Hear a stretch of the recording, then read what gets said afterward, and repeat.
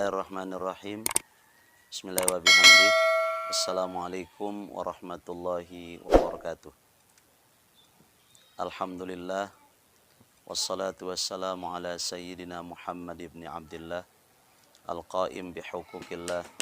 Madaqat illa wa farajah Allah. Allahumma aslih ummata Muhammadin sallallahu alaihi wasallam. Wa farrij'an ummati Muhammadin sallallahu alaihi wasallam. Warham ummata Muhammadin sallallahu alaihi wasallam wansyur wahfaz wa ayyid nahdatal watani fil alamin bihaqqi Muhammadin sallallahu alaihi wasallam. Allahumma ya hayyu ya qayyum bisirrikum fayakun ammir nahdatal watani diniyatal islamiyata ala madhhabi ahli sunnati wal jamaati ila yaumiddin. Amin, amma ba'du. Saudara-saudaraku, jamaah kaum muslimin muslimat, shaimin shaimat dimanapun berada, mudah-mudahan Allah subhanahu wa ta'ala selalu memberikan kesehatan, keafiatan, pemeliharaan dan perlindungan kepada kita semua, agar kita senantiasa khusyuk serta tawadhu di dalam melakukan seluruh rangkaian ibadah kita di bulan suci Ramadan yang penuh kemuliaan dan keberkahan ini. Saudara-saudaraku kaum muslimin muslimat, shaimin shaimat rahimani wa iyyakumullah wa hafizani wa iyyakumullah. Di dalam menunaikan kewajiban di dalam agama, apakah kewajiban itu namanya ibadah? Maka para ulama mengajarkan kepada kita agar di dalam kita mengamalkan satu ibadah harus berbekal ilmu pengetahuan. Jika melakukan satu ibadah tapi kita tidak berbekal ilmu pengetahuan, maka bisa jadi ibadah yang kita lakukan itu tidak diterima oleh Allah Subhanahu wa taala.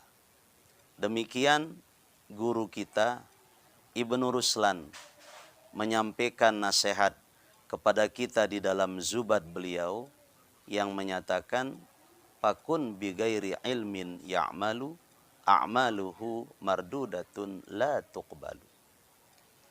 Orang yang melakukan satu ibadah atau satu amalan tetapi tidak dilengkapi atau tidak dibekali dengan ilmu pengetahuan, maka beliau mengingatkan a'maluhu mardudatun la tuqbalu.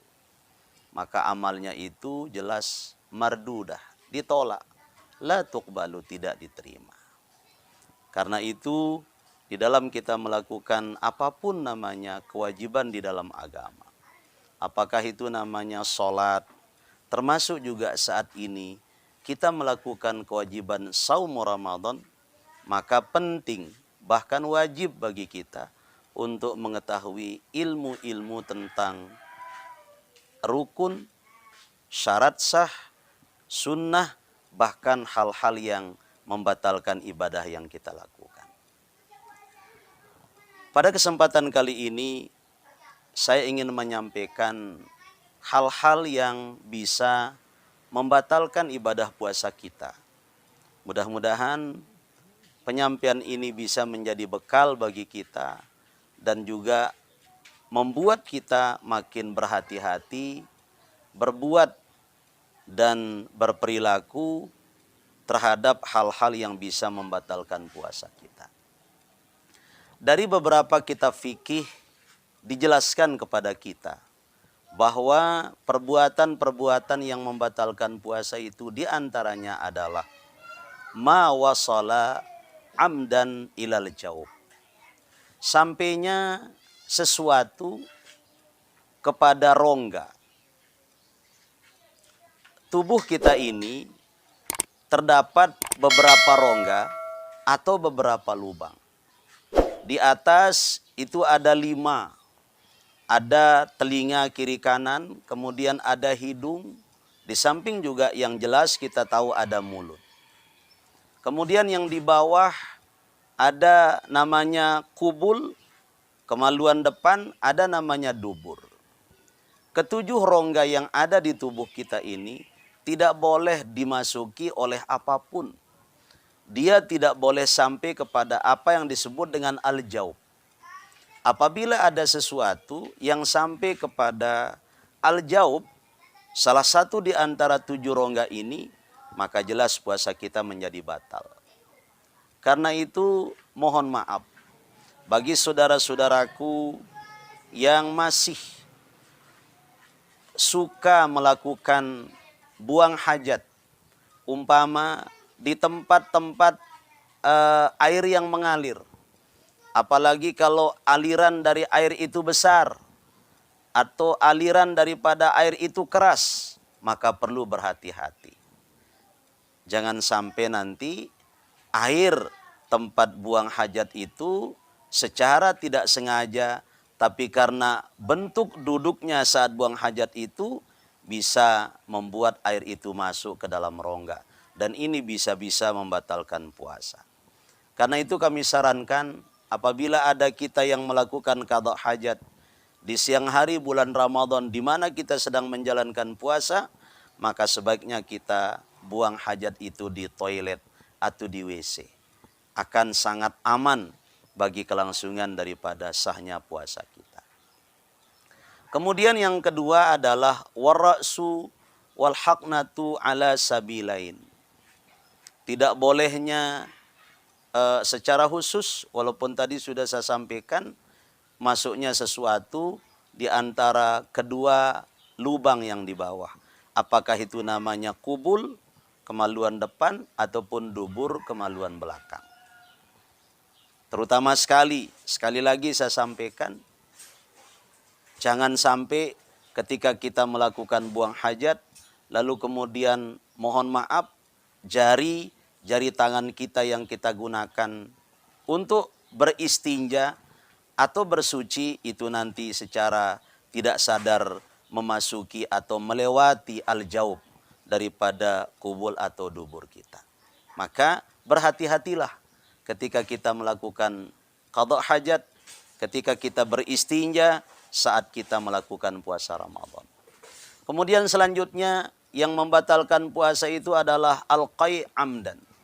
Apabila muntah dengan secara sengaja atau melakukan sesuatu yang dia tahu bahwa perbuatan itu akan membuat dia muntah, dan setelah dia melakukannya betul dia muntah, maka puasa yang dia lakukan jelas menjadi batal.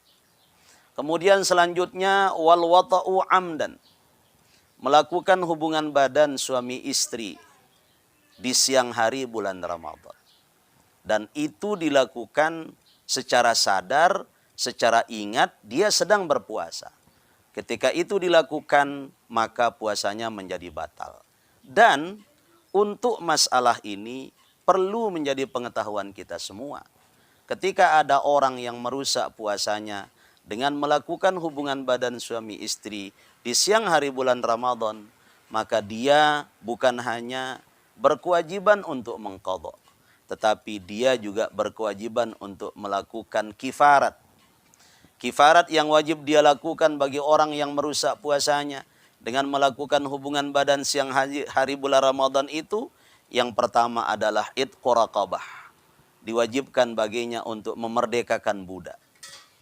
Fa illam tajid, apabila dia tidak mampu memerdekakan budak, maka fasyamu syahraini mutatabi'ain. Dia harus mengganti puasanya yang dia rusak dengan hubungan badan itu selama puasa 2 bulan berturut-turut. Jika itu pun dia tidak mampu, maka dia bisa melakukan yang ketiga, fa'it'amu sittina miskinan. Dia memberikan makan kepada 60 orang fakir miskin.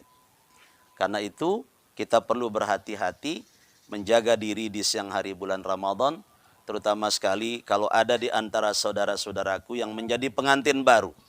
Kalau ada yang menjadi pengantin baru, agar jaga jarak selama siang hari bulan Ramadan. Kemudian selanjutnya, bagian dari perbuatan yang membatalkan puasa juga adalah al-haid, khusus kepada perempuan. Apabila dia didatangi oleh tamu bulannya yang namanya haid. Termasuk juga apabila dia mengalami nifas, apabila dia mengalami wiladah. Kejadian-kejadian itu apabila dialami oleh seorang wanita di siang hari bulan Ramadan, maka jelas puasanya menjadi batal. Kemudian berikutnya, perbuatan yang atau keadaan yang membatalkan puasa adalah al-junun. Apabila orang yang berpuasa itu tiba-tiba mengalami penyakit kejiwaan yang namanya gila, atau yang serupa dengan itu, seperti pingsan umpama. Ada juga namanya al-aghma, kalau mungkin bahasa kita itu mopok. Kejadian-kejadian itu jelas akan membatalkan puasa bagi yang bersangkutan. Kemudian yang terakhir dari perbuatan-perbuatan yang membatalkan puasa itu adalah ar-riddah. Na'udzubillahi min dzalik. Keluar dari agama Islam atau yang kita sebut dengan murtad. Murtad perlu kita ketahui adalah sebuah perilaku atau kejadian yang sangat buruk dalam agama. Bahkan ada fatwa yang mengatakan orang murtad itu lebih jelek daripada orang kafir asli. Kenapa orang murtad lebih jelek daripada kafir asli? Karena orang murtad itu hakikatnya ketika dia murtad atau ketika dia keluar dari agama Islam, hakikatnya dia memuntahkan 2 kalimat syahadat.